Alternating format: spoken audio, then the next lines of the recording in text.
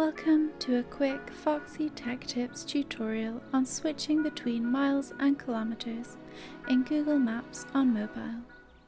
If you find this tutorial helpful, please consider subscribing to my channel and liking the video. As you can see here, I have put in a route and it is in miles, but I want to see it in kilometers instead. Here is how you can change it.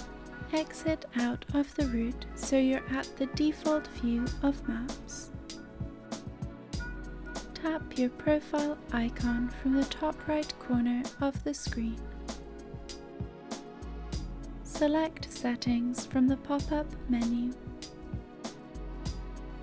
In Settings, scroll down to the Using Maps section and then tap on Distance Units.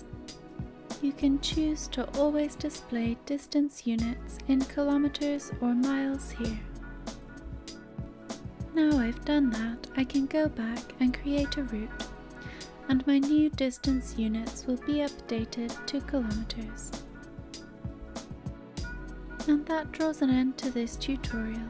Please like the video if you found it helpful, and subscribe to Foxy Tech Tips for more Google Maps tips and tricks.